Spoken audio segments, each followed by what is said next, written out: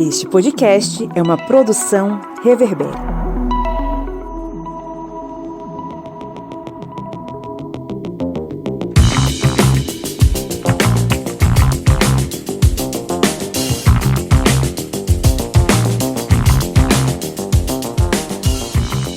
Olá, ouvintes! Sejam muito bem-vindos a mais um episódio do nosso podcast preferido, com um bom dia, boa tarde, boa noite aqui como host hoje. Eu sou Felipe Bonsanto e a gente tá aqui mais uma semana dominando o comando aqui do podcast e lutando na trincheira contra o Império da Ignorância, e eu tô aqui hoje acompanhado dessa galerinha que assombra não só Pablo Magalhães, mas também me assombra ela, que pega no meu pé e ganha de mim no Imagem e Ação, Catiane Bispo.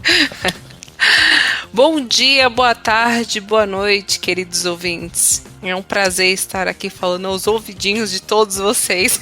É muito Felipe, copiona, invejosa. Enfim, né, assim, ele tá chorando porque eu venci dele sem muito esforço no último jogo, mas fazer o quê, né? Há controvérsias, assim. tá? Eu dei trabalho. Enfim, rumores. E diretamente da beira do São Francisco, nosso concurseiro que está sendo grandemente injustiçado, nosso companheiro Kleber Roberto. E aí, pessoal, beleza? Faz parte, não faz, né, dessa vida de quem tenta aí um cargo público ou um trabalho melhor. Mas vamos vivendo, agora é período mesmo, junino aqui, festa de São João, milho assado, fogueira lembra o quê? Queimar fascista, racista, porque isso aí é gente que não presta, não tem salvação pra esse povo. É bom que aumenta a Me fogueira chama, Kleber. E taca fogo em todo mundo. Taca fogo em todo mundo. Isso tá parecendo também uma marmota, né? E falar nisso, a gente tem, além dessas bizarrices aí, a marmota da semana, né, não, Kleber? Marmota da semana. Exatamente, a marmota da semana, que é uma notícia que não é de se surpreender. É uma notícia assim que fica nítido o fato, que é uma notícia que eu retirei da CNN, que São Paulo enquadrou 31 mil negros como traficantes em situações similares às de usuários brancos. E aí você se pergunta assim, como assim? Negros, traficantes, usuários brancos? Então vamos lá para a matéria. Um estudo realizado pelo Núcleo de Estudos Raciais do INSPER revelou que, em um período de 10 anos, entre 2010 e 2020, a Polícia de São Paulo enquadrou 31 mil negros como traficantes em situações similares àquelas em que brancos foram considerados usuários. Não é de se surpreender, né, essa notícia. Mas vamos continuando aqui. A pesquisa analisou um vasto conjunto de boletins de ocorrência da Polícia Paulistana, comparando casos idênticos em termos de quantidade, tipo e local de apreensão de drogas, além de características como idade, sexos e escolaridade dos indivíduos envolvidos. A única diferença entre os casos analisados era a cor ou raça declarada, branca, preta ou parda. Os resultados mostraram que, mesmo em situações idênticas, pessoas negras tinham maior probabilidade de serem indiciadas como traficantes ao invés de usuários. Como eu disse, é uma notícia assim, que não é de se surpreender quando nós vemos, né, o país em que vivemos. O país do racismo estrutural tão presente em nossa sociedade. Para surpresa de 0 pessoas, né? Ainda mais num governo fascista que a gente tem hoje dentro do estado de São Paulo, né, que quer tirar as câmeras da farda dos policiais, quer privatizar escolas. Então, assim, é um projeto de um governo fascista aí que tá dominando, né? Mas vamos tacar todo mundo na fogueira de São João, lá na terra de Kleber Roberto. A paleta de cores da polícia já te enquadra automaticamente como bandido, né? Como um ser de segunda, terceira ou quarta classe, que não merece nem direito de resposta, tampouco viver. Então, não surpreende. Exatamente. Vamos seguir aqui para o nosso giro de notícias.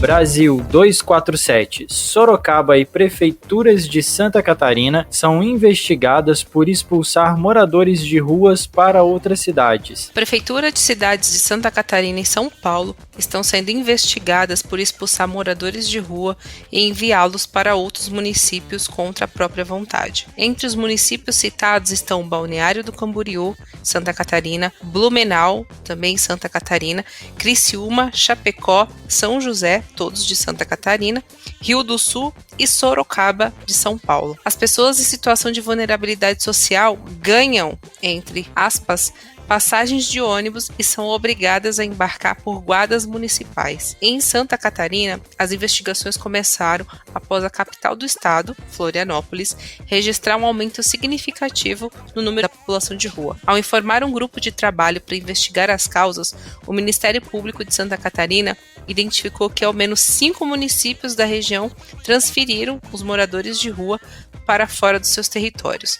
Em Balneário do Camboriú, cidade conhecida pelo turismo de luxo, essa ação teria ocorrido com o uso da força policial. Metrópolis. Sob frio intenso, Distrito Federal terá abrigo para pessoas em situação de rua. Com a chegada do frio no Distrito Federal, o executivo local abrirá, nesta segunda-feira, 17/6, um abrigo voltado para pessoas em situação de rua. Pelo menos a nomenclatura do Metrópolis está correta.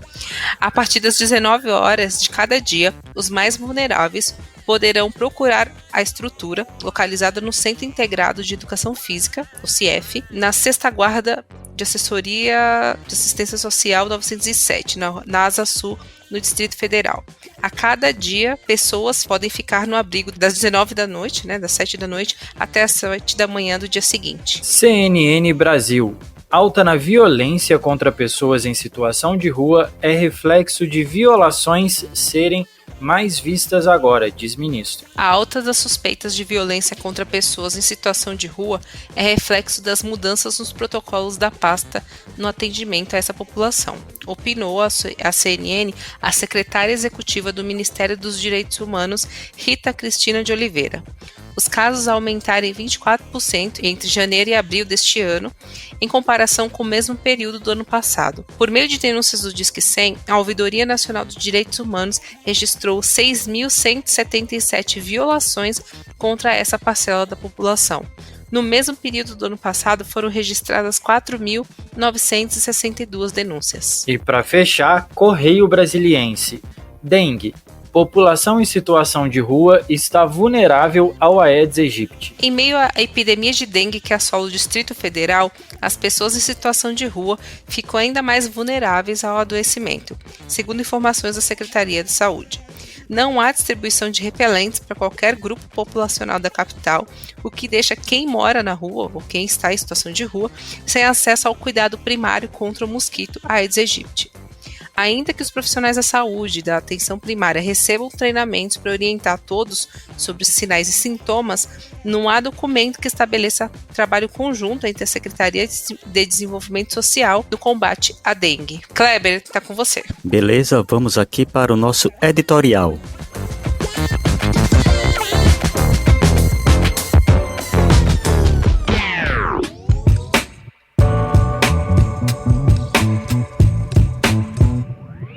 A marginalização e exclusão da população de rua no Brasil refletem uma sociedade que perpetua a violência estrutural herdada do racismo pós-abolição. A prática denunciada em cidades de Santa Catarina e São Paulo, onde moradores de rua são expulsos e forçados a embarcar para outros municípios, expõe a face mais cruel de uma política de limpeza social. Municípios como Balneário Camboriú, conhecido pelo turismo de luxo, não hesitam em utilizar a força policial para remover aqueles que perturbam a ordem e a estética urbana, tratando seres humanos como lixo descartável. Essas ações são uma continuação das políticas excludentes que marcaram o Brasil após a abolição da escravatura, onde negros libertos foram marginalizados sem acesso à terra,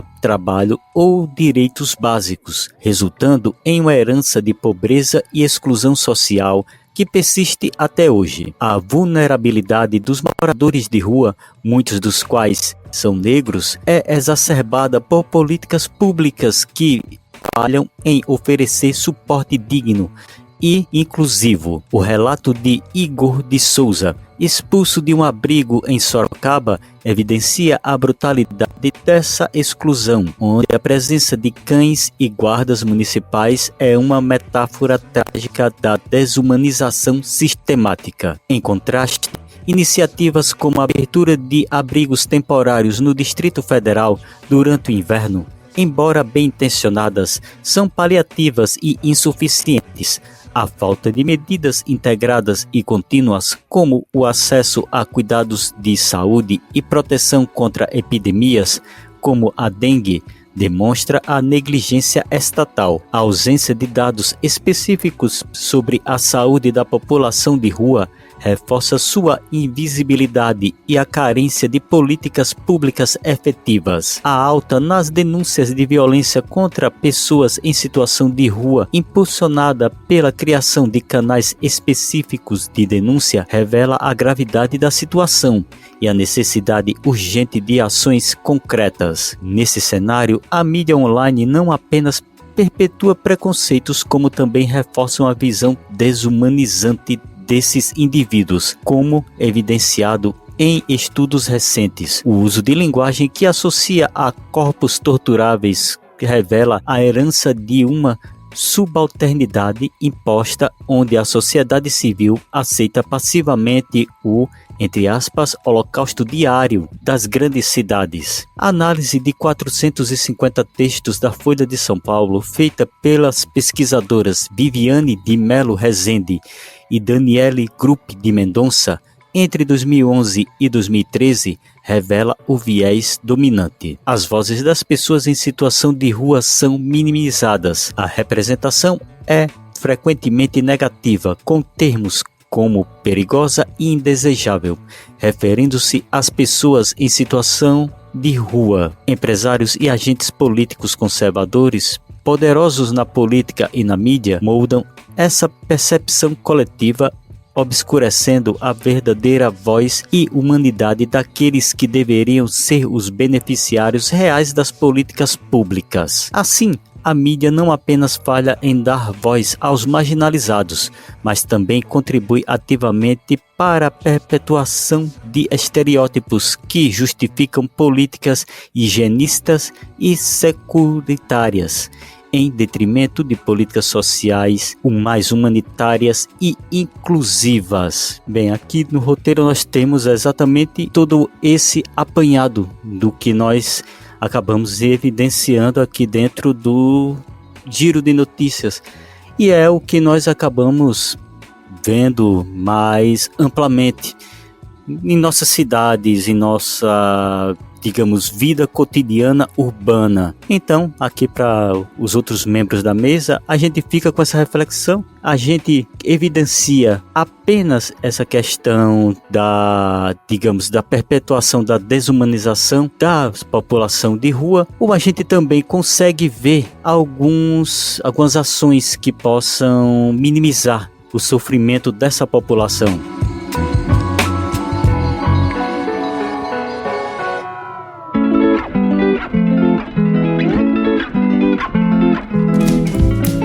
E aí, pessoal, precisamos falar sobre algo muito especial, o nosso financiamento coletivo no podcast Historiante. Isso mesmo, e não poderíamos estar mais empolgados em compartilhar com vocês os benefícios incríveis de se tornar um apoiador do Historiante. Além de nos ajudar a manter o podcast no ar, vocês terão acesso a benefícios exclusivos. Vocês estão preparados para isso? Então segura essa agora.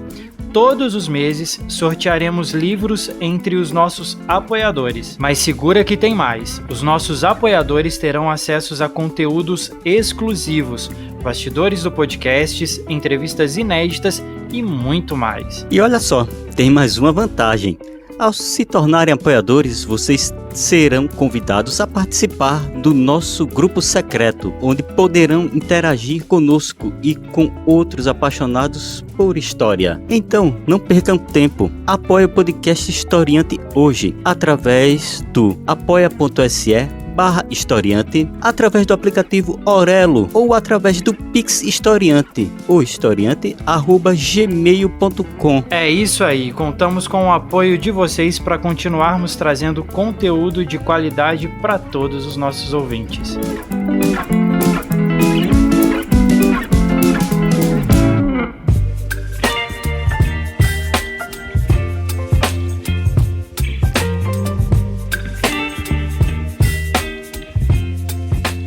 Bom, eu acho que a gente vive num país hoje onde o cenário de pessoas que moram na rua, que estão na rua, aumentou muito depois da pandemia, né? A gente viu uma explosão de pessoas morando nas calçadas, debaixo das marquises, em praças, enfim. E como muito bem apresentado, né, no editorial e também nas manchetes que a gente leu, essa população ela não é atendida da maneira necessária. Existem sim ações paliativas, como a gente viu na notícia quanto em Brasília, a respeito do frio, quando tem alguma campanha solidária em algum momento, né, de acolhimento na época do frio, algumas ONGs que trabalham com a alimentação dessas pessoas, com o acompanhamento dessas pessoas, aliás, não com acompanhamento, né, mas com o atendimento básico a essas pessoas, dando cobertas, roupas de frio, tudo, enfim, mas faltam políticas públicas, e eu acho que isso fica muito claro para todo mundo, como que falta e como que não se preocupa tanto com políticas públicas para o desenvolvimento dessas pessoas, né? A necessidade de criar maneiras de acesso à educação, de acesso ao trabalho, de acesso à qualidade de vida, à alimentação, a algum tipo de assistência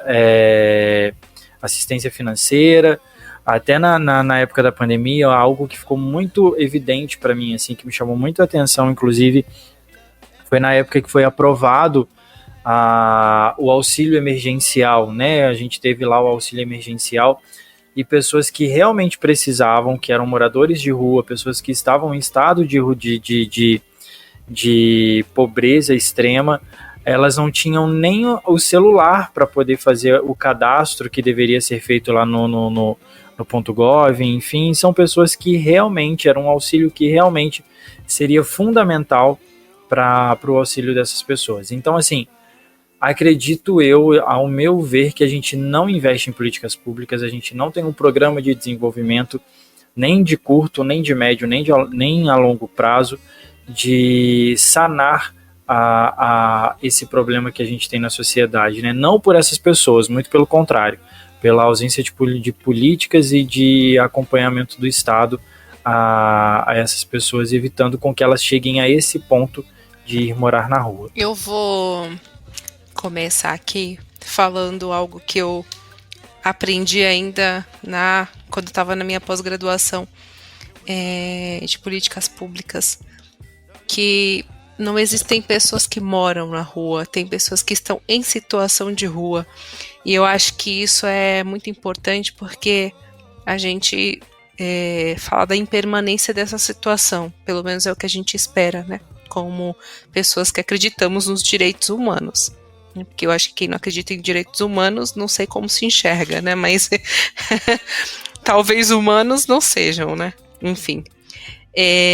Então, vou utilizar aqui o termo que eu aprendi, inclusive convido que todos utilizem, né? Não tem pessoas que moram na rua.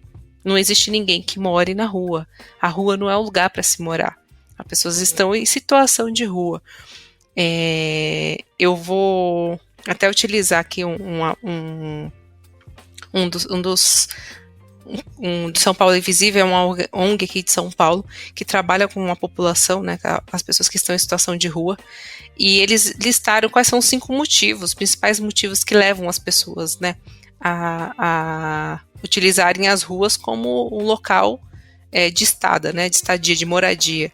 Então, o desemprego, que é um dos primeiros, os principais pontos. Então, o Felipe falou da questão, né, da pandemia, de quantas famílias nós víamos, né, no perfil das pessoas que estavam em situação de rua. Tinha muitas famílias, inclusive com crianças pequenas. Eu mesma, o pouco que eu saía de casa, via eu moro em São Paulo, né, que inclusive tem um dado que eu vou trazer aqui que diz que 40% das pessoas em situação de rua moram em São Paulo, né? Estão em São Paulo, nas ruas de São Paulo. E isso é uma realidade muito perceptível, não só nos grandes centros, né, no centro da cidade, como também em alguns bairros onde você encontra pontes. Você vê muitas pessoas morando com famílias, às vezes sozinhos ou sozinhos com algum animal de estimação, mas é uma coisa que você enxerga com muita, entre aspas, naturalidade de São Paulo, né? Algo corriqueiro, que não deveria ser corriqueiro. Então, o segundo motivo que fazem as pessoas estarem nessa situação de rua é conflitos com a família. O terceiro é o uso abusivo de álcool e outras drogas. Inclusive, essa semana a gente viu uma cena como essa na Cracolândia, com o uso de grades na Cracolândia, por ordem do prefeito. Há quem diga que até do governador, né? Mas enfim. O quarto motivo que leva as pessoas a estarem em situação de rua é problemas com saúde mental. Né, depressão, ansiedade, até esquizofrenia também podem levar as pessoas a estar em situação de rua. E a quinta, que a gente já, né, vive falando, que é a questão de desigualdade social mesmo. Então pobreza extrema, ou a pessoa não tem como arcar com o custo de um aluguel, principalmente em megalópolis como São Paulo, que o custo do aluguel é elevadíssimo em comparação a um salário mínimo. Quando você tem uma família para sustentar, se torna ainda mais inviável você pagar um aluguel para manter a sua família. Então, tem um recorte, sim, de raça também, já que na pesquisa Pessoas em Situação de Rua, do relatório do Ministério dos Direitos Humanos, publicado em agosto do ano passado, mostrou que a população, né, as pessoas que estão cadastradas no CAD único, são majoritariamente masculinas, ou seja, corresponde a 87% da população, né, das pessoas em situação de rua, são adultas, 55% são adultas, então tem entre 30 e 49 anos, e são negras, 68%, sendo que dessa quantidade, 51% se autodeclarava parda e 17% pretas. Então, assim, um país como o Brasil ter mais de 227 mil pessoas em situação de rua, né, e segundo os dados do site da Câmara dos Deputados, aumentou 935% em 10 anos. Isso, para mim, é um recorte muito claro da desigualdade que a gente está vivendo, principalmente, né, nos últimos 10 anos. Quem aqui acompanha de perto a situação do país sabe o que aconteceu nos últimos 10 anos, né? Além do empobrecimento da população, todas essas questões que a gente está vendo quanto à saúde, quanto aos programas de assistência social, também foram cortados e drasticamente cortados. Então, para mim, isso é sintomático, né? Um sintoma de algo né, da ausência de políticas públicas e invisibilidade dessa população também. O que nós vemos é realmente, principalmente nesses grandes, quanto parece que maior a cidade, infelizmente, maiores são os problemas e esses problemas acabam se perpetuando por um prazo muito longo e acabam aumentando, porque a gente vê, infelizmente, e principalmente após a pandemia, um empobrecimento realmente das famílias brasileiras que já vinham passando por um período drástico de empobrecimento, porque a renda familiar ela já vinha caindo com a questão do aumento inflacionário que ocorreu durante o governo Bolsonaro, que isso não dá para, digamos, passar batido quando estamos falando de empobrecimento familiar, porque a renda do brasileiro ele acabou não acompanhando o aumento que ocorria em aluguéis, em alimentos. E essa questão principalmente de aluguéis e do surgimento de bolhas imobiliárias fizeram com que muitas pessoas acabassem indo para as ruas. E isso é um dos pontos assim que foram mais notados. Aqui em Petrolina mesmo, me foi nítido esse aumento da população de rua no período pós-pandêmico. Uma coisa que aqui ocorreu durante a pandemia foi que a prefeitura fez digamos, uma operação, uma ação de acolhimento de moradores de rua, que eles eram instalados em um prédio aqui que era uma quadra, que é um ginásio esportivo, e essas pessoas eram alojadas nesse local, com banho, alimentação, colchões, e isso ocorreu durante o período da pandemia, que foi uma ação bem interessante, é uma ação elogiável, só que foi uma ação que não perdurou. Assim que teve a vacinação, o arrefecimento da Covid, a ação ela foi desmobilizada. E a população de rua continuou também a existir. Ela não vai deixar de existir porque a pandemia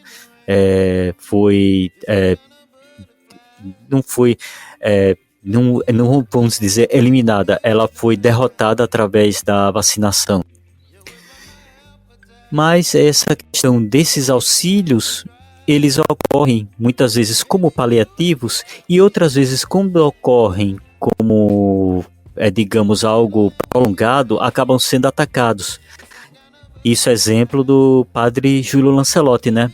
Que é de São Paulo e, infelizmente, todos conhecem a luta e a perseguição que ele vem sofrendo por acolher pessoas em situação de rua, pessoas carentes. E isso é um dos traços que é triste que ocorre em nossa sociedade, porque quando o acolhimento para essas pessoas mais necessitadas, ocorre essa perseguição. Então, além da gente viver numa sociedade onde políticas públicas elas não são direcionadas para pessoas em situação de rua, a gente tem um movimento em que prefeituras e alguns lugares do Brasil têm trabalhado com o que tem sido denominado de anti-pessoas em situação de rua, né? A gente viu num tempo atrás, acredito que até na época da pandemia, se não me falha a memória, um período onde o Minhocão, em São Paulo, onde essa população geralmente dormia, se abrigava de chuva, as pessoas em situação de rua ficavam ali durante um tempo, foram construídos torrezinhas, né, assim, como se fossem umas torrezinhas, impedindo que essas pessoas pudessem ficar ali debaixo, né, se protegendo do sol, da chuva e por aí vai. Isso não acontece só em São Paulo, isso já aconteceu em vários outros lugares. Algum tempo atrás, eu até na minha cidade de Natal, em Juiz de Fora, vi um movimento muito grande disso em alguns espaços públicos que poderiam servir de abrigo. Estavam sendo construídos cercas, essas torrezinhas, né, de cimento, impedindo com que essas pessoas tivessem acesso ou que pudessem estar ali por um tempo. Isso é cruel, isso é muito cruel. E eu acho, a gente viu na época da pandemia o padre Júlio Lancelotti, ele fazendo campanha contra isso, Érica Hilton entrou contra isso, o Boulos entrou contra isso também. Então, assim, além de não haver políticas públicas, além de não haver um acolhimento e uma atenção para essa população em situação de rua, existe o contra, que é a questão de não possibilitar que eles ocupem alguns espaços que poderiam servir de algum tipo de abrigo para eles. E isso é muito complexo, isso piora ainda mais a situação e aumenta, eu acho, que o nível de crueldade em níveis elevados quanto a isso. Eu acho que o que fica claro quando a gente fala de pessoas em situação de rua além da ausência de políticas públicas também no trato, né, com as pessoas, é a invisibilidade, né? Falei aqui, né, que eu moro em São Paulo, lugar que, segundo a última pesquisa realizada pelo Ministério dos Direitos Humanos, corresponde a 40% do total de pessoas em situação de rua, e a normalização dessas pessoas nos lugares, inclusive até pedindo dinheiro, né, enfim, comida, às vezes, ou pessoas com claros sinais de drogadição também, né, além de situação de rua e drogadição. Eu acho que além disso, é a desumanização dessas pessoas, né, claramente elas não são vistas como seres humanos, né, você vê no trato que as pessoas têm, até tem uma questão muito forte, né, muito latente aqui em São Paulo, que é a Cracolândia. Houve uma ação, uma repressão policial fortíssima do governo Dória em 2018. O que acabou acontecendo foi que essa população, né, essas pessoas que já estavam em situação de rua, muitas delas em drogadição, elas, ao invés do que ele queria, na verdade, era voltar a valorizar um terreno que é muito visado pelas imobiliárias aqui de São Paulo. O que ele fez foi dispersar essa população, e essa população ficou nos mais variados pontos de São Paulo. E elas são vistas, essas pessoas são de fato vistas como um grande incômodo, né? Então, quando eu vejo notícias de que algumas cidades de Santa Catarina, até no interior de São Paulo, levam pessoas, né, dessa situação de rua para outros lugares, não me surpreende nada. Inclusive, quando eu ainda, né, não morava em São Paulo, morava na Baixada Santista, houve uma reportagem na Globo da região, mostrando que a Prefeitura de Santo André levou pessoas em situação de rua para ficar no município de Santos. Isso gerou um grande mal-estar, inclusive entre os próprios prefeitos daquela época, porque isso acontecia. Então, assim, isso já é mais antigo do que a gente está lendo agora nos jornais, né? Mas isso já acontece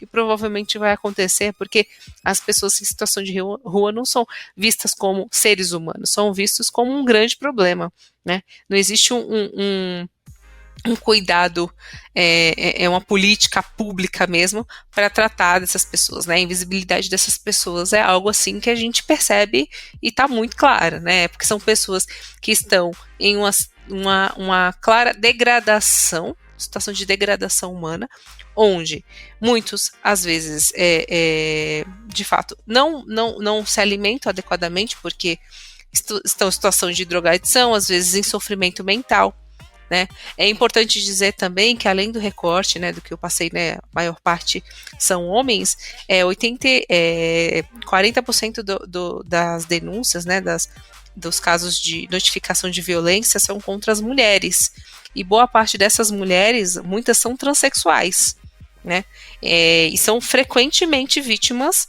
de violência, essas mulheres, né? Então, ser uma mulher trans na rua eleva potencialmente as chances de sofrer violência. Então, falar da população de rua, né, tem vários recortes. Eu acho que tem a questão de saúde mental, tem a questão da desigualdade, né, não só assistencialista, mas da assistência social como algo real, como algo restaurativo, no sentido de tirar essas pessoas dessa situação. Então eu acho que falar de população de rua, assim, sem a gente fazer esses crivos, né, de todos os pontos que levam a pessoa, né, a estar em uma situação de rua, estar naquela situação, acho que às vezes a gente pode estar repetindo números aqui sem entender a real causa disso, né? Porque além da desigualdade, tem a questão também do sofrimento mental, tem a questão do desemprego, enfim, tem a violência também, né? Que é o que leva, inclusive, várias pessoas, né?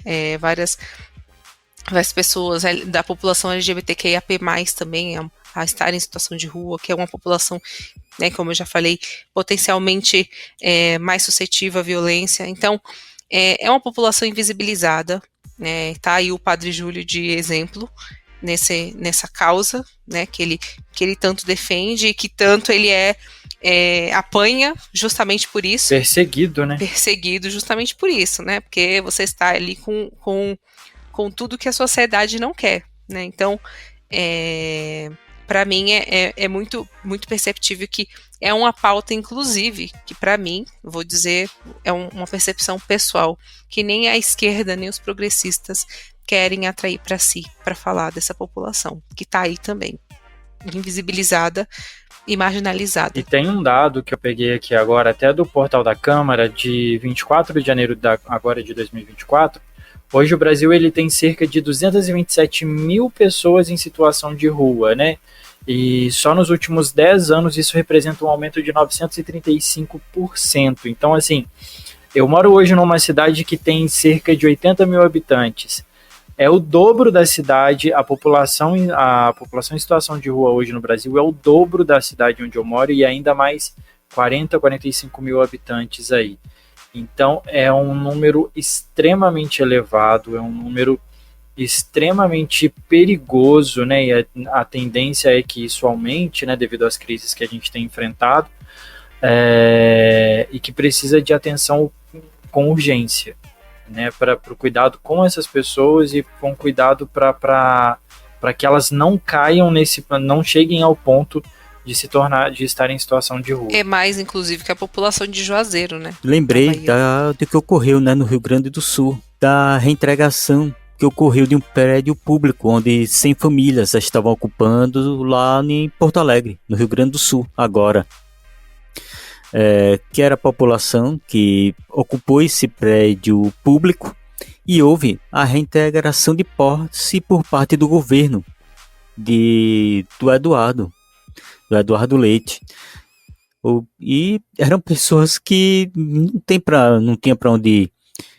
não tinha para onde se abrigar.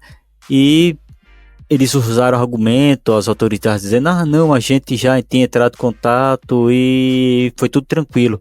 Só que os próprios moradores, há vários relatos de que a polícia chegou lá truculenta, com gás de pimenta, com ameaças, com toda aquela atitude truculenta que ocorre quando se está tratando pessoas mais necessitadas, as pessoas mais carentes. E o que deixa mais assim espantado é que essa reintegração é de um prédio público, como eu disse anteriormente. Não é um prédio particular, não tinha um dono que ia revender para fazer investimento. Não era um proprietário, pessoa física, era pessoa do Estado. E o Estado não aceitou pessoas em um prédio que estava abandonado. É complicada a situação realmente das pessoas mais carentes e pessoas que vivem nessa situação. E lembrando também que o que está ocorrendo em muitos locais são as chamadas bolhas, as bolhas imobiliárias, que são cruéis demais em determinados locais. Aqui mesmo onde eu moro, tem casas que os donos cobram um salário mínimo de aluguel. E não é um bairro, digamos, de classe média alta, é um bairro de gente humilde, um bairro que não tem uma avenida aqui que teve vários investimentos caros, e aí por isso o preço do aluguel deu uma explosão. Mas para uma pessoa que mora de aluguel, que é um assalariado, ela vai ter que deixar 100% do seu salário em um aluguel? Vai comer inviável. O quê, né? Vai comer o quê? Exatamente. E é exatamente a partir daí que as pessoas acabam muitas vezes recorrendo a ir morar na rua. Mas não é o morar na rua porque quer, porque gosta. Não, é porque é literalmente forçada a isso. Porque ocorre exatamente essa bolha em que muitas vezes há mais pessoas em situação de rua do que até mesmo, digamos, no caso é invertido, há mais aluguéis do que pessoas em situação de rua, e isso ocorre em vários locais. E isso é um dos reflexos tristes do que nós temos aí desse capitalismo, desse sistema em que tudo deve ser comercializado de forma selvagem, até inclusive algo tão necessário como a moradia. Você estava falando sobre a questão da questão imobiliária, né? Eu lembrei, além, obviamente, de você fazer uma gentrificação, né, para você expulsar as pessoas daquelas regiões, eu lembrei, né, falando dessas ações, fiz aqui uma conexão com a ração humana que o Dória queria dar para as pessoas em situação de rua. Não sei se vocês lembram. Em 2017 ele não era ração, era um composto alimentar granulado. Que inclusive elevou o Dória, ele não contava com essa, É né? ridículo, né? Ele não contava que até o conselho, né? O conselho de nutrição seria contra ele, né? Que é o Conselho Regional de Nutrição, né? Então eu fico pensando, né? Eu tô aqui lembrando desses casos que São Paulo é um grande laboratório de tudo que a gente pode ver de cidades que crescem e desumanizam pessoas, né? Que moem pessoas. Lembrei além dessa ação desastrosa de expulsar as pessoas em situação de rua e drogadição da Cracolândia, existiu esse composto granulado do Dória, que é a ração humana, de modo geral, né? Enfim, gente, eu acho que o que eu penso sobre esse assunto, assim, né, as pessoas em situação de rua, é que um olhar mais cuidadoso é necessário, sabe, nesse sentido, para além da desigualdade social, para além do desemprego, mas também o sofrimento mental, né, as pessoas, tem muita gente que está em situação de rua, que está em sofrimento psíquico, né, sofrimento mental, e essas pessoas também são invisibilizadas, né? Já são considerados são seres humanos de segunda classe para muita gente. Então, a invisibilidade aumenta exponencialmente, essa invisibilidade. Então, são as pessoas que ninguém gostaria de ver. É essa a verdade, né? A gente falou da população LGBTQIA+, né? Exclusivamente das mulheres trans, que são uma das maiores vítimas quando está em situação de rua, mas existe também idosos, né, que são abandonados pela família, existem pessoas que estão em situação de drogadição, tem pessoas que têm um vício em álcool, tem pessoas que assim, é o combo de pessoas que ninguém quer ver, na verdade. É o combo de pessoas que a população, o Estado quer esconder. Porque você tem um país que se diz democrático, que é um dos que o agronegócio bate no peito e diz que é o maior celeiro da humanidade, né, do planeta, e você tem 227 mil pessoas em situação de rua, que não tem nem sequer a alimentação garantida, que as pessoas que dormem em papelão, tem pessoas que acordam com jatos de água da Guarda Municipal aqui de São Paulo, no frio, das manhãs mais frias do estado. Eu acho que tem alguma coisa muito errada com esse país, que a gente tem que pensar, e a gente tem que, como cidadão também, assim, é mais do que cobrar o poder público, mas como cidadão reconhecer qual que é a minha parte e minha responsabilidade nessa questão, sabe? Além de políticas assistencialistas que têm o seu papel, têm a sua importância, que é você dar comida para a pessoa, você fornecer cobertores em dias frios, né? Você alimentar essas pessoas, cuidar dessas pessoas, né, no que você pode, mas também será que eu tô vendo essa situação também com um olhar de cidadão brasileiro, né, porque são brasileiros como nós, que estão na rua, que estão em sofrimento, que estão ali, muitos deles não querem sair daquela situação, mas não é por querer sair da situação, é por não ver uma justificativa, nem se enxergar como um ser humano mesmo, porque a invisibilidade, ela causa um sofrimento contínuo nas pessoas. Elas acreditam que elas são cidadãos de segunda classe, elas acreditam que estão abaixo de qualquer ser humano que está passando por ali. Existe um sofrimento pela invisibilidade, que inclusive já foi estudada, que é latente. As pessoas, elas acabam incorporando esses pensamentos como algo verdadeiro. Então, eu acho que também a gente tem que, além de, obviamente, falar de políticas públicas, pensar no nosso papel como cidadão também, porque eu acho que isso é um problema social também, né? A gente, como comunidade, como seres humanos comunitários que somos, a gente também tem responsabilidade nisso, sabe?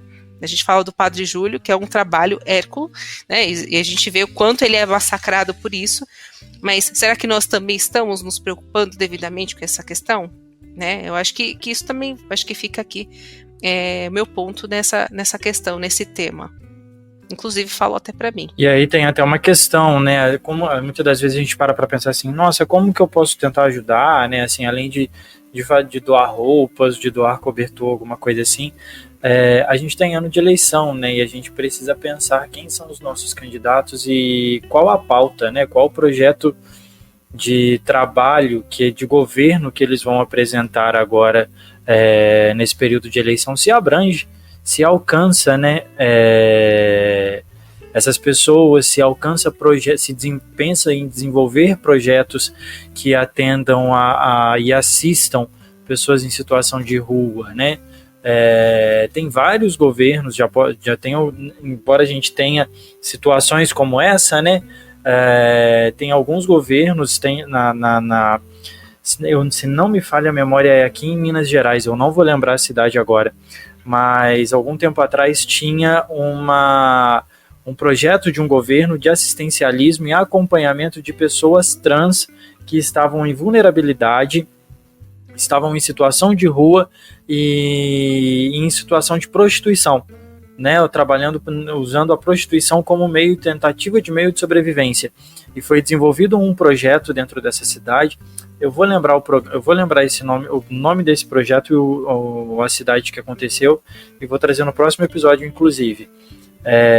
Desenvolver um projeto com essas pessoas, trazendo uma casa, um espaço de acolhimento, para que isso possa desenvolver. A gente tem alguns desses assim no Brasil, né, como a Casa 1 em São Paulo, que atende pessoas também em situação de vulnerabilidade, em situação de rua, e alguns outros. Mas isso são ONGs que são extremamente importantes do terceiro setor, mas a gente também precisa de ações dos nossos governantes, dos nossos líderes nas prefeituras, nas câmaras municipais e por aí vai. Então esse é um momento, a gente está 4 meses aí das eleições, e é um dos momentos onde a gente precisa se dobrar e prestar atenção sobre esses planos de governo que vem por aí. Importante, muito importante. Exatamente, essa questão de termos políticas públicas que sejam relacionados para essa questão de pessoas que vivem em situação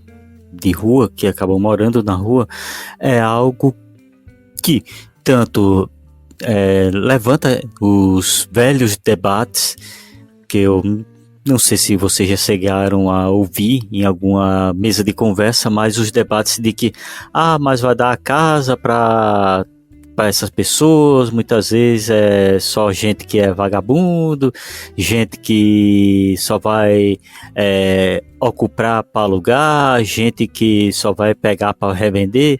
Acho que vocês já chegaram a ouvir isso quando se fala em projetos como, por exemplo, Minha Casa Minha Vida. Que eu já cheguei a ouvir várias pessoas dizendo, tem que acabar com esse projeto aí porque o pessoal pega a casa para alugar ou vender. E a gente tem que ressalvar isso. Gente, infelizmente, em todos os locais que existem seres humanos, existem aquelas pessoas que acabam se corrompendo. E aí você não vai acabar com um projeto que é tão importante para pessoas que não têm sua casa própria por causa de meia dúzia de pessoas que acabam realmente usando de má fé, conseguindo a casa para alugar, para revender. O que deve haver é uma fiscalização sobre isso e punir as pessoas que fazem isso, que conseguem uma casa, que acabam retirando a casa de alguém que realmente necessita para depois revendê-la, alugá-la, que é totalmente fora das normas do que ocorre dentro do sistema do Minha Casa Minha Vida. Então, quando vocês ouvirem, ouvintes aqui do podcast do Historiantes, quando ouvirem, porque infelizmente é algo que ocorre muito em muitos locais, é algo muito comum, de gente dizendo que tem que acabar com o Minha Casa Minha Vida, aí vocês usam esse argumento de que não pode punir a grande maioria por causa de meia dúzia que cometem infrações. Deve-se punir quem está cometendo a infração e não punir a pessoa que está precisando da moradia. Exatamente. Bom, meus amigos, mais alguma consideração antes de irmos para o quiz da semana? Só reforçar o que você trouxe aqui, Felipe. Esse é um ano de eleição, esse é um ano de cobrar as pessoas que estão aí se candidatando, porque eu tenho certeza de que a cobrança nessa pauta vai ser extremamente secundarizada, né? Então, cobrem também, mas, né, volto aqui a fazer também um chamado pra gente, né, que é um podcast progressista, então vamos também voltar, gente, ao trabalho de base. Eu acho que isso é muito importante, a gente estar nas ruas, estar com as pessoas, fazer 1 a 1, sabe, assim, isso é muito importante. Também participar, né, esse chamado à comunidade mesmo, assim, pra gente participar mais ativamente e cobrar ativamente, que isso faz toda a diferença. Como acho que a gente tem que voltar, né, para o movimento de base, né, volta aqui, já falei disso em outros episódios, mas eu vejo que cada vez mais a gente precisa estar na rua, estar com as pessoas, falando com as pessoas, mostrando o quão desigual tem sido e ficado essa sociedade, sabe? Então, enfim, reitero aqui o pedido do Felipe, quase como um chamado mesmo, uma convocação a todos para voltar ao movimento de base. Está cada vez mais urgente. E é o nosso papel como cidadão, né? Assim, é o cumprimento do nosso papel como cidadão, né? Ir votar, lutar pelos direitos dessas outras pessoas e cobrar quem a gente colocou lá, né? Assim, é o básico do nosso papel como cidadão na sociedade. Exato.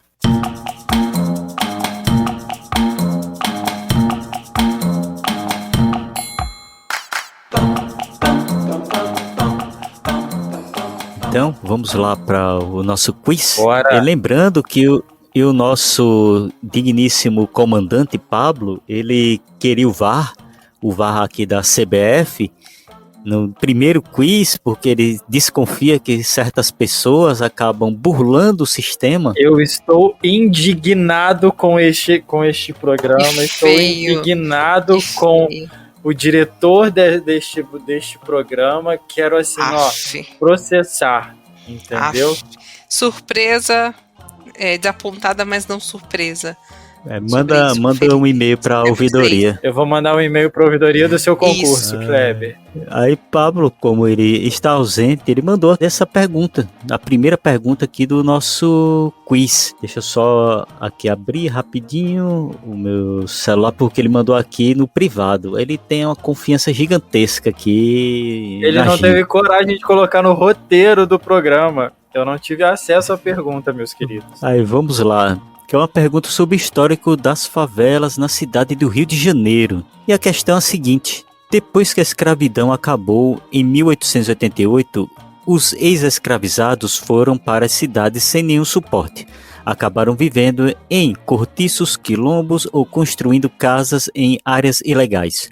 O prefeito Pereira Passos detonou os cortiços no centro entre 1902 e 1906, sem pagar nada. Então, os moradores foram morar nos morros ali perto. No século XX, a cidade cresceu rápido demais e o governo tentou construir casas populares, mas não deu conta do fluxo de imigrantes.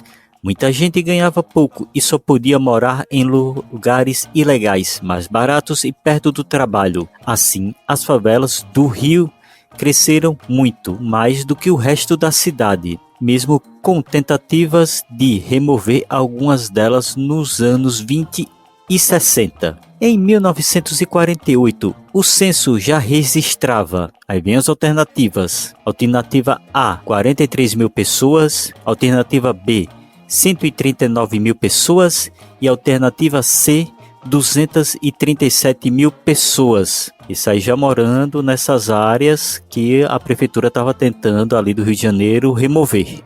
E aí, gente, qual é a alternativa correta? 43 mil, 139 mil, 237 mil pessoas. Eu vou na B. Eu vou na letra A. Só esquecendo aqui, porque a gente tem o prêmio, e eu já estava esquecendo o prêmio, ó. Que era um prêmio aqui que eu ia dar para Pablo, que Pablo ia amar esse prêmio aqui. Porque... É por isso que ele não veio hoje, entendeu? Porque no meu quiz anterior, que era um imã de geladeira com a cara do coach magnético, e aí ninguém quis, e acabou sobrando um monte de imã de geladeira aqui, eu vou fazer outro imã de geladeira, só com a cara do nosso grande e digníssimo ex-presidente Fernando Collor de Mello. Nossa! Com o querido conterrâneo de Pablo. Pablo iria amar esse brinde aqui, ele iria adorar. Nossa, já gerou uma comoção aqui para adquirir esse surpreendente brinde. Olha, Felipe, eu acho que pode ficar para você, então. Não, que isso, eu faço questão.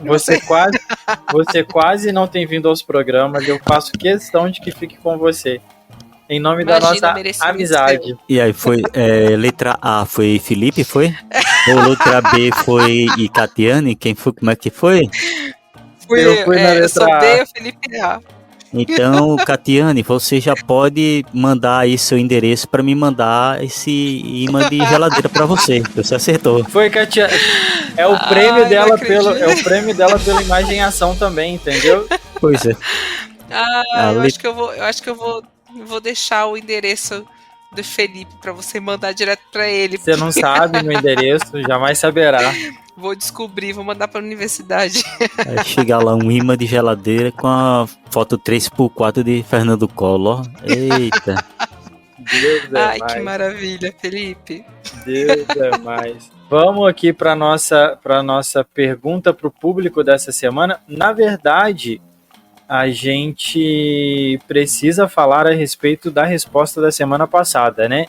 A pergunta da semana passada foi: nem sempre o aborto foi crime no Brasil. Até a gente falou no episódio sobre o aborto, né? A criminalização do aborto. Até a publicação do nosso primeiro Código Penal do Império, em 1830, nosso país não dispunha de uma legislação específica para tratar do assunto. Apesar de essa ser a primeira menção que se tem conhecimento sobre o assunto em nossos documentos legais, o texto colocava o aborto como crime grave contra a segurança das pessoas e das vidas apenas para terceiros. Ou seja, quando a interrupção da gravidez era feita pela própria gestante, esta era preservada de alguma punição. E aí veio a pergunta: qual código penal passaria a punir oficialmente o aborto no Brasil? E quem ganhou o prêmio maravilhoso aí de Kleber Roberto foi quem respondeu a letra A, o Código Penal de 1890 na Primeira República. E aqui o nosso chefe, nosso líder, deixou uma explicação, que foi após a nossa declaração da República em 1889, com a publicação de um novo Código Penal em 1890, que a lei passou a tipificar e punir o aborto praticado pela gestante, e somente com o Código Penal de 1940, o crime de aborto provocado,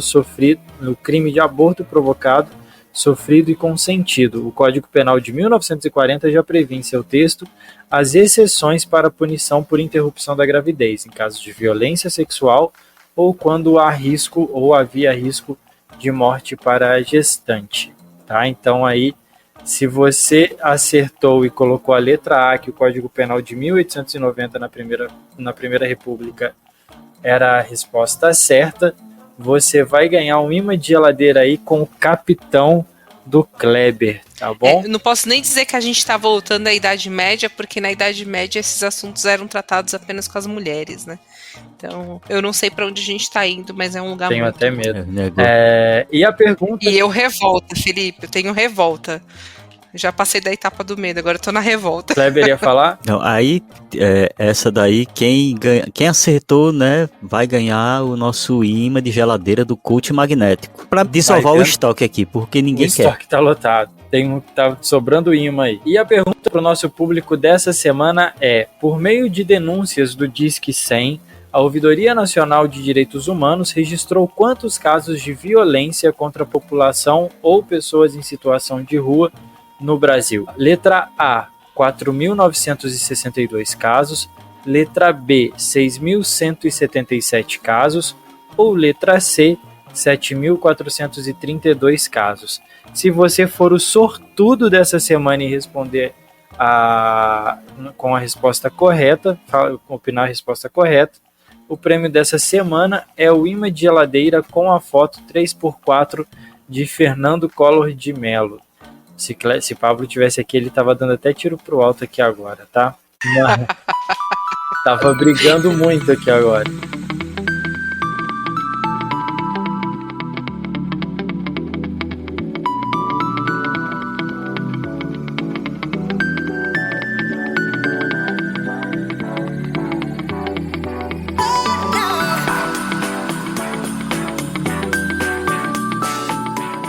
E pra gente ir para o encerramento aqui, a gente não tem a curiosidade da semana, ou você tem alguma aí, Kleber? Estou tentando puxar aqui na mente alguma curiosidade, deixa eu ver. Dessa vez eu acho que vou ficar devendo. Dessa vez falhou.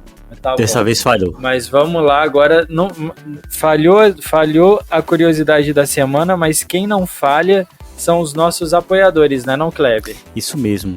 Os nossos apoiadores são pessoas que acreditam demais aqui no projeto do Historiante em nosso portal e fazem o seu apoio, que pode parecer um apoio pequeno para as pessoas, mas faz uma diferença enorme para a gente aqui no Historiante. Então nós agradecemos muito a todos os apoiadores, muito obrigado pelo apoio que vocês têm nos oferecido e vamos mandar aqui um abraço afetuoso e muito obrigado para Maria Milena Farias Martins e Márcia Aparecida Marciano Matos. Para vocês e para todos os outros e outras, um muito obrigado. Agradecemos demais o apoio que vocês têm oferecido aqui ao Historiante. É isso aí, muito obrigado ao apoio de vocês e bora para as nossas indicações então. Quem começa essa semana? Eu vou começar a fazer as minhas então. Vou deixar aqui de recomendação de música, eu vou deixar 2 músicas que eu gosto muito, né? Eu gosto muito de MPB. Eu vou deixar aqui 2 músicas que eu me causam sentimentos diferentes, mas que eu gosto demais. A primeira vai ser do Zé Cabaleiro, Telegrama, que é uma música bem legal, bem criativa, acho que é uma música bem alto astral. E eu vou deixar também a música Meu Guri, na voz de Elza Soares, que é uma música que eu gosto muito, que inclusive fala bastante sobre a questão da desigualdade social do nosso país. Na voz da Elza ficou assim maravilhoso. E deixo aqui também de recomendação, eu vou deixar dica de uma série, na verdade, que se chama A Diplomata.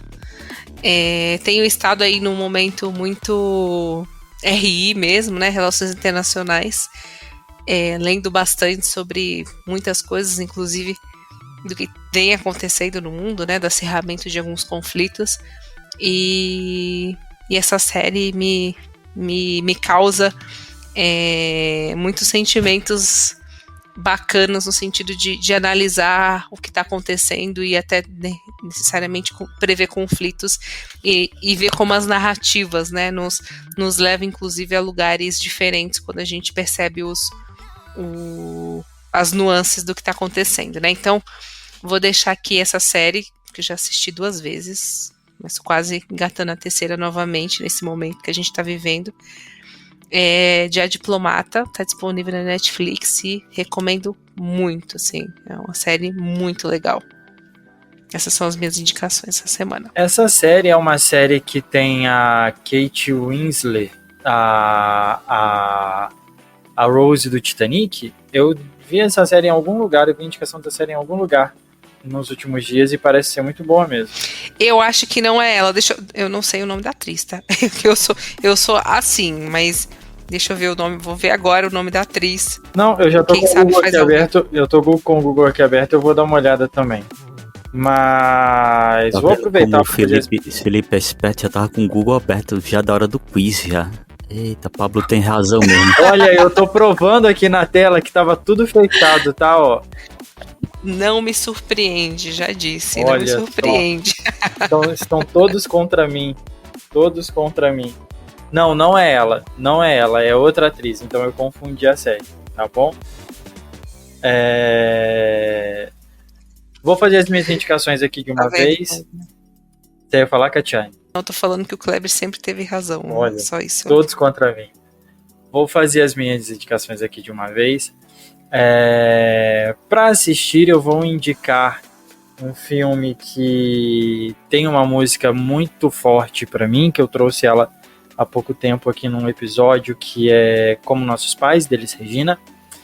E tem um filme que tem como uma das atrizes principais, e ela é o ponto principal da trama, que é a Maria Ribeiro. Ela é uma atriz, colunista, escritora, que eu gosto muito, acompanho muito o trabalho dela, e ela está nesse filme como Nossos Pais, que tem alguns outros importantes atores nacionais, que conta a relação difícil entre ela e a mãe durante a vida toda, até o momento que a mãe revela que ela não é filha, e ela tinha uma relação muito legal com o pai, e a mãe revela isso nos 3 primeiros minutos de filme, que ela não é filha do pai que ela achava que era o pai dela, que o pai dela não é o pai biológico dela.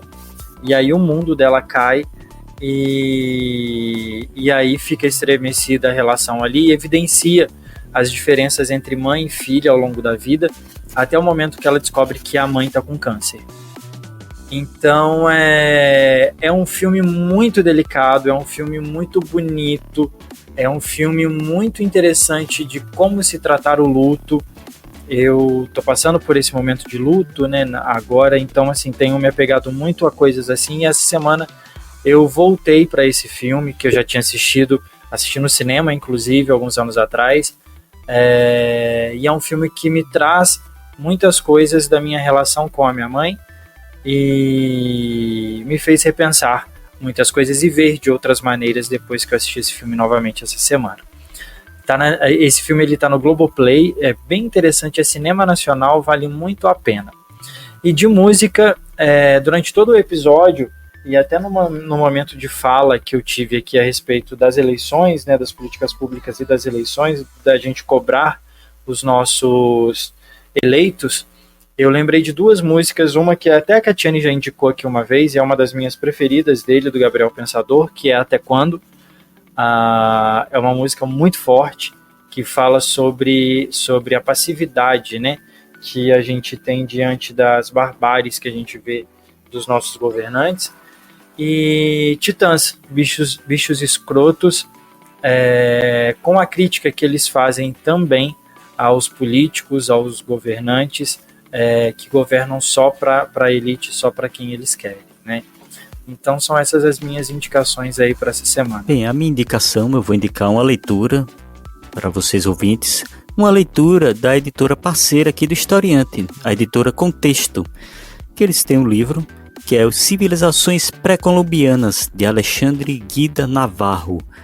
E esse livro que nós recebemos aqui já demonstra que é um livro excelente, porque nele, você que irá ler, você verá como essas civilizações se constituíram, como ocupavam o espaço geográfico e se organizavam, tanto essa organização também do poder político, entre outras questões. E vocês vão conhecer a trajetória das civilizações americanas antigas e conhecer um pouco mais de nós mesmos, descendentes culturais da pluralidade de povos que viveram nas Américas. E nesse livro, Civilizações Pré-Colombianas, vocês vão ter a resposta para muitos questionamentos que até podem parecer simples, mas que tem uma relevância muito grande para entendermos essas civilizações, como por exemplo a América, antes de ser a América, ou seja, antes da, entre aspas, descoberta. Como esses povos ocupavam os espaços, como se organizavam política e economicamente, quais religiões praticavam, ou se desenvolviam as artes. E essas questões são todas abordadas e respondidas nesse livro, além de muitos outros questionamentos. E vocês podem adquirir Civilizações Pré-Colombianas, de Alexandre Guida Navarro, diretamente no site da editora Contexto, que é a editora parceira aqui do Historiante. E como músicas, essa semana eu estava ouvindo bastante Angra, na voz do saudoso André Matos, e decidi fazer 2 indicações de 2 músicas que eu acho que são as 2 músicas mais conhecidas do Angra, na voz do saudoso André Matos, que é a música Carry On e a música Make Believe. E essas 2 músicas, vocês vão ver como era o trabalho de voz tão espetacular do André Matos. E essas aqui são minhas indicações para vocês. Kleber, em sua homenagem, esse final de semana tá acontecendo e hoje tem um cover do Pink Floyd aqui em Alfenas. Daqui da minha casa dá para ouvir. É um festival de rock que tá acontecendo com bandas locais e alguns covers aí de fora. E amanhã tem pitch aqui em Alfenas. Tá vendo aí? Então é isso. São Tá João vendo, né? com o rock and roll. Exatamente. Então é isso, meus amigos. Abemos podcast. Abemos. Subiu fumaça branca por aí. Subiu fumaça branca. Abemos, subiu fumaça branca.